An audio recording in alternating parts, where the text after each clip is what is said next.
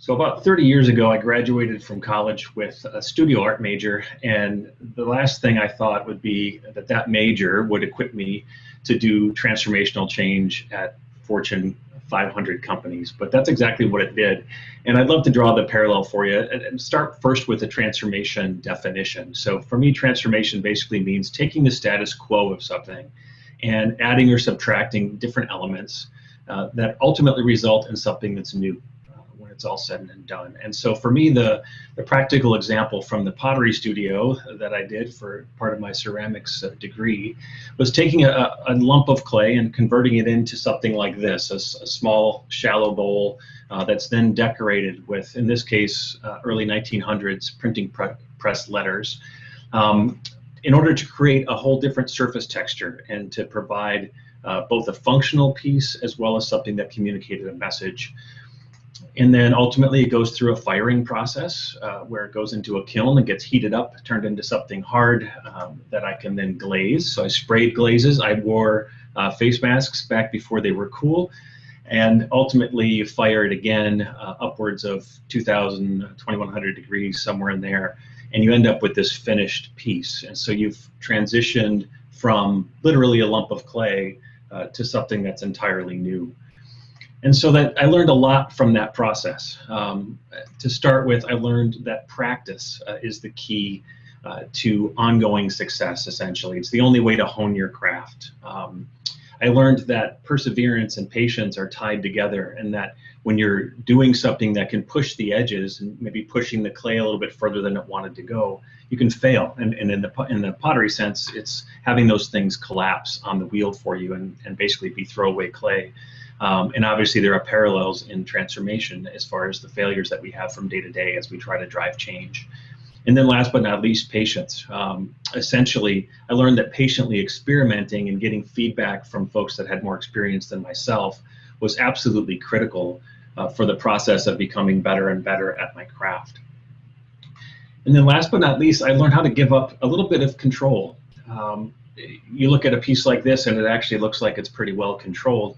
But in actuality, we always called the kiln the keeper of the kiln gods, where essentially we do all this work on a piece, you put it in the kiln, and depending upon where it sits in the kiln, it could get a little bit hotter, a little bit cooler, depending upon the amount of glaze that you put on it, maybe a little bit too thin, maybe a little bit too thick. It can result in a very, very different piece, and often very different than your. This particular piece was made about 15 years ago, somewhere in that ballpark, maybe 10. And if you look at it, it looks like there's 3 different glazes on it: the black glaze on the interior, the orange glaze on the top, and the white on the bottom. In actuality, there's only 2 glazes here. The orange and white are the same glaze in different thicknesses. And so what I designed was not what resulted from the process. However, it was an outcome that I loved. It was a balanced piece. The white kind of gives it a pedestal for the rest of the piece to kind of float on top of, and ultimately it turned out well. So I could control a portion of it, but I couldn't control it all. And so if we fast forward to today, I've been working in 2 Fortune 125 companies over the past 5 years to help change how they work. And essentially in the industry, we call it digital transformation. At the end of the day, it's the same goals. Take the status quo, add and subtract some different things into the mix, and then ultimately end up with something that's significantly different than it was in the beginning, and something that's valuable and beautiful. For me, that beauty in this one is an orchestra of thousands working in new ways and learning new things that ultimately produces better outcomes for the business that we're working with. In short, there are about 5 different really significant things that we have to go through in order to make this happen, and they're not easy to do. Number 1, we just have to convince our senior leaders to change how they fund all of the technology work, normally in the north of billions of dollars. Then we have to figure out how to reorganize the organization into more of a cross-functional team. We have to politely invite a portion of the workforce to leave the company most often, and we have to retool those that remain. We have to convince folks that have been used to working on a checklist that thinking for themselves and working within a framework or with some guidance is how they want to operate in the future. And we also have to talk them into collaborating with each other in ways that they haven't in the past. And all the cool kids are actually doing it. It's amazing. If you look at some of the data, International Data Corporation in 2019 released a study that indicated $2 trillion were spent on digital transformation just last year. And with COVID and so on, I'm sure that number is actually going up this year. And about 87% of companies researched by Deloitte in 2019 indicated that they expected to be disrupted by a digital competitor, and only 44% of them thought they were ready. And last but not least, both Bain and McKinsey have done work to quantify the success rates of these digital transformations, or agile transformations in many cases as well. The numbers are pretty staggering. Bain's study in 2017 came back with about 5% success rate. McKinsey came back with 3% success rate, with only 14% of those 3% sustaining the positive change that they took, that they were able to adopt from their changes. And so what's going on? We've got all the money in the world. We've got senior leaders that are willing to support change and probably even command the troops to make it so. Why aren't they succeeding? My hypothesis is that essentially we're missing out on the head and the heart of transformation, and that the majority of transformations that I see and that I've talked to people that are a part of tend to overemphasize the tactics, and they replace one prescriptive checklist in the form of a traditional waterfall solution development lifecycle with a new checklist based on Scrum and based on the ceremonies that correspond with them, or based on the scaling framework and so on. What we glaze over, no clay pun intended on that one, what we glaze over are the people that are involved with making this change real. And so we have to make sure that the people that are involved understand why we're actually pursuing the change. They understand the benefit of the change for them personally. And they also have to be really, really clear on the fact that their unique skills, their unique mindset, their unique experiences all weigh into the success of the transformation. And so we need their authentic selves at the table, and we need all of their experience to come with them. We also need them to understand that what they've learned in the past does not define them. What defines them is their ability to learn in the future. We need to build resilience within the folks that are going through this change. In the middle of it, it feels like a storm. It feels like a tornado. And so ultimately, we have to be able to let them know that it's all worth it as we go through some of the tougher parts of change. And last but not least, we have to make sure that they know that it's okay to hurt in the middle of this. It's not always an easy process to go through transformation. And so it truly is okay to have an emotional response. The parallel that I like to draw actually goes back to when I was a wee kid here. I'm the little guy that's being held up by my dad in this photo. And this was my first experience with transformative change as a youngin'. My dad was great. He did the best that he could as a parent, but for a variety of reasons, a couple years after this photo was taken, he was no longer in the family. And so if you think about the operating model that I had as a kid with two parents, a brother, and myself, that got blown up, whether I wanted it to or not. So our relationships were changed. There were new stresses. There were new roles that I took on. And basically the norm, the status quo, had changed pretty dramatically. And I share that story not to have some big pity party. My parents both found other people to marry, and we appreciate both of them. My brother and I have turned out to be contributing citizens in our different ways. So that story ends well when it's all said and done. However, the experience of going through it was incredibly difficult for all involved. And so I want to draw the parallel back to those that are going through transformation in the corporate world. We take a look at it through their eyes for a second. You start to understand why some of those failures may happen.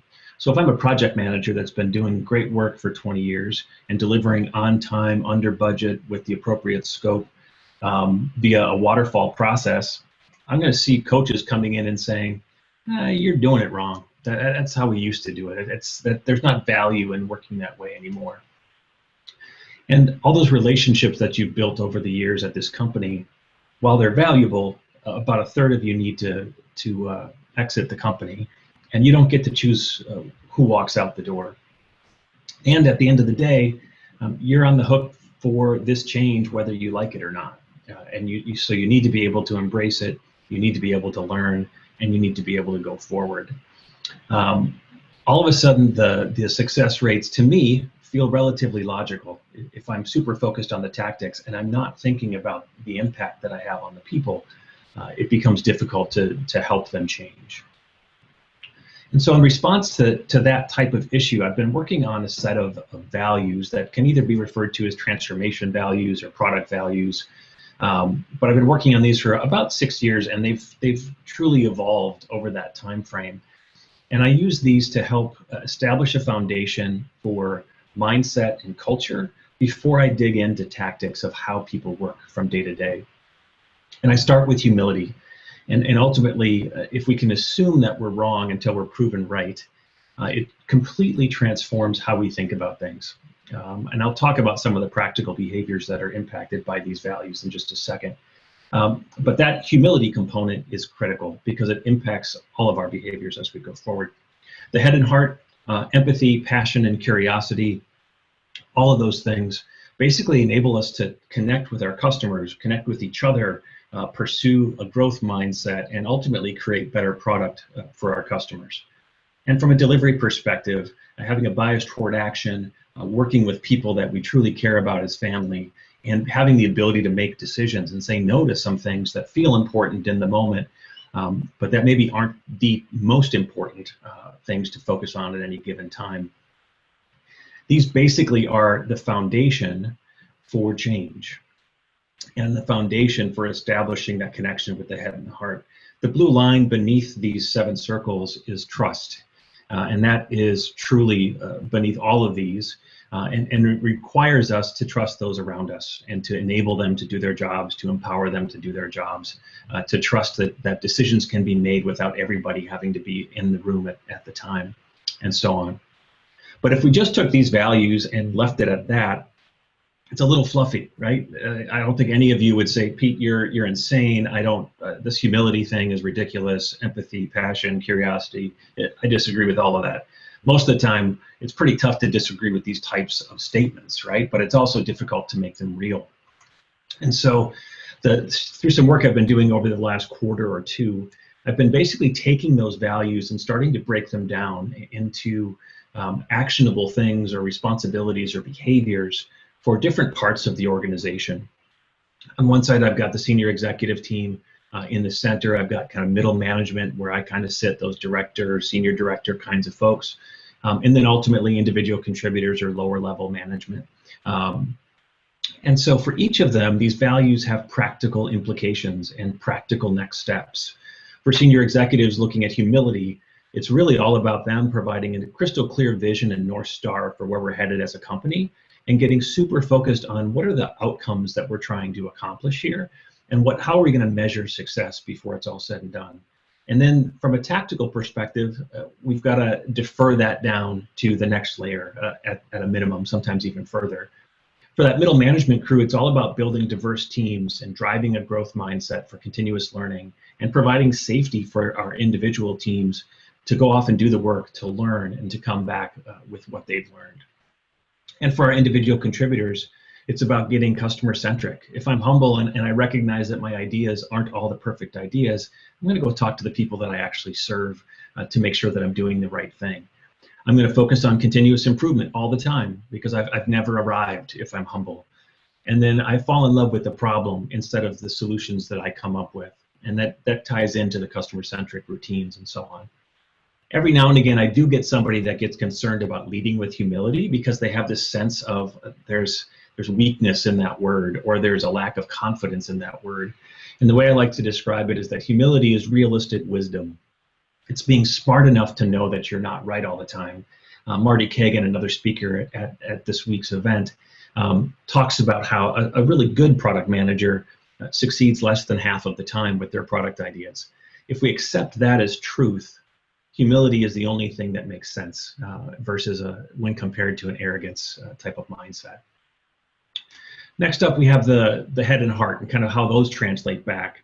For senior execs, again, we're talking about building out full stack teams. So getting rid of the organizational silos. There are very few people in an organization that can truly support changing the org structure. And those senior executives are those folks.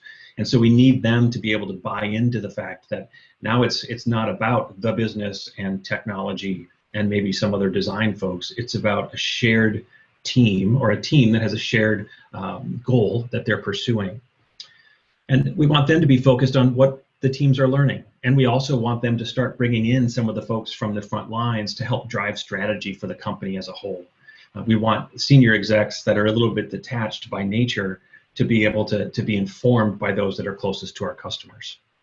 With middle management, we want to make sure that they're solid at translating and that they can clearly articulate the goals that have been articulated to them from senior executives, while also inviting opposing views and rewarding outcomes of those individual contributors.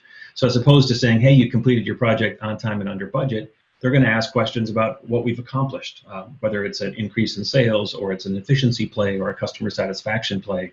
We're going to focus almost exclusively on those outcomes as opposed to the features that we're building. And then for individual contributors, it's, how do I have empathy and passion and curiosity with all of the people that I interact with, both the internal product community and the external product community? How do I make sure that I have empathy with folks that have different skills as we co-create items together? And then how do I make sure that I really know my stuff when it comes to the domain that I work in, the type of work that I bring to the table, etc. And so these changes that we talk about at an enterprise level don't happen all at once, and you can't control the whole enterprise. What I've seen quite a bit over the last 6 years is folks that use the I can't change some big thing for the enterprise as the excuse to not change something for themselves. And these values are intended to drive behaviors that show you that you can actually make changes to the areas that you can influence. And that ultimately, if we all do that locally, we will have an enterprise change before it's all said and done. From a delivery perspective, our senior executives need to support the teams by managing their own work in progress and by limiting the number of unique strategies that we're pursuing at any given time.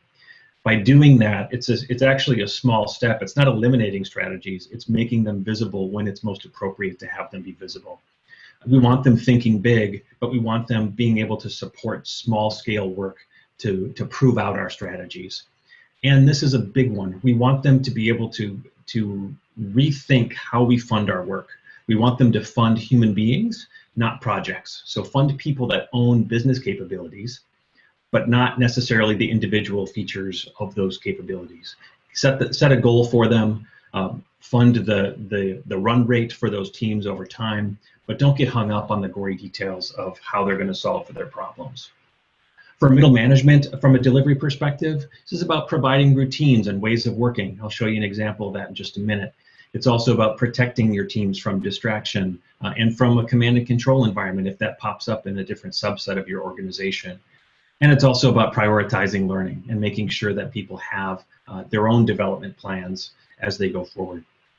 For individual contributors, this is about operating with urgency and accountability. It's about becoming experiment designers. So how do I challenge my ideas, but don't spend months analyzing it. Challenge your idea, design an experiment to either prove or disprove what you're thinking, and move forward quickly. And then really be excellent for and to each other as teammates. It's absolutely critical for us to maintain the trust that we need. And speaking of which, a few of the things that I just mentioned all support that trust component. When I'm hiring, I hire for people that are aligned with these values and obviously have the aptitude to do the work.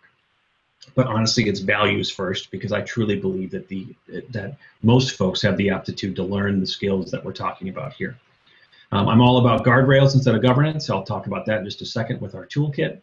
And then ultimately self-organizing teams. This one is a cliche in many settings, but I know for myself, I have a team of 13 that will likely grow to almost 20 by the end of the year. And if I quote unquote manage them, there's no way that I can manage 20 people. I can lead 20 people. I can provide a destination for them, a vision, something that they can pursue, and then allow them to self-organize around that. But the sheer size of my team is forcing me into new behaviors as a leader. And then ultimately, we talked about accountability and basically having clear accountability for the outcomes that we're pursuing. All right, next up we've got the product toolkit. So when I talk about guardrails, this is a good example of just that. This is nothing more than curated content intended to support product owners, scrum masters, and coaches that are helping change how the organization works. The goal is to get aligned on language. It's to enable flexibility, but to still give people enough structure that they understand if they're headed down the right path. It's not prescriptive. I know there are arrows, forgive me, on this particular slide that show kind of a logical order, but in actuality, this work is happening simultaneously across the team all the time. And so if you stop and think about this, this is also not the end all, right? There are other activities that you can do, but this is kind of the bare minimum that we want all of our teams to be thinking about. As we define our work, we have a charter to say why we're here. We have personas to say who we're serving. We have OKRs to measure success for us, or to define how we will measure success. And we have a product outlook that balances the learning that we have to do with the delivery commitments that we're making as like a traditional roadmap. The big difference in mindset as we transform is really around this idea backlog. So shifting from a spot where we just define what we want to build and go build it. In this case, we're saying all of our ideas are just guesses, so we need to prove or disprove those things as quickly as possible. And that's where some of these discovery tactics come in. I give a bunch of credit to Jeff Patton for his influence in this space, where we use his opportunity canvas and some of the story mapping functions that he describes in his book, User Story Mapping.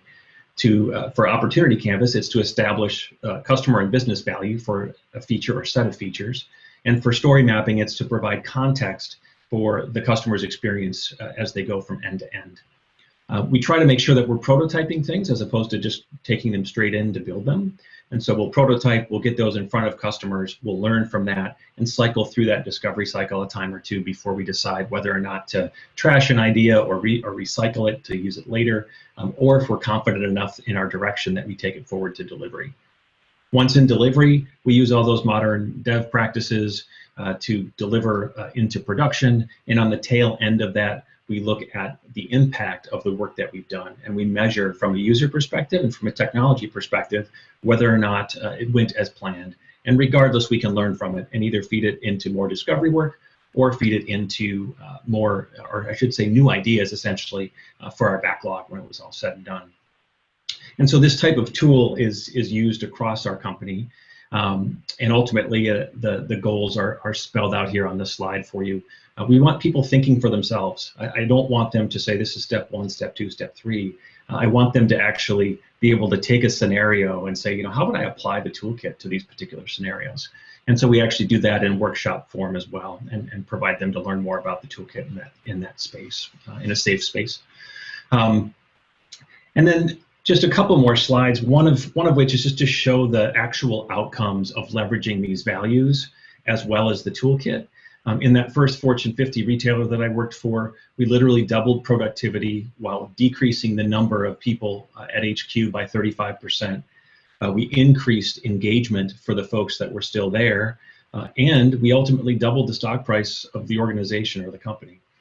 It's not all about stock price, but obviously if we're in business to make money and solve problems, it's definitely part of it. And so we believed that myself, some peers from that company, really do believe that it can be done again, and that the tools that we used and the approach that we used is applicable across industries, and it's applicable in our new company. And so there were a handful of us that came over to U.S. Bank a little bit less than 2 years ago now.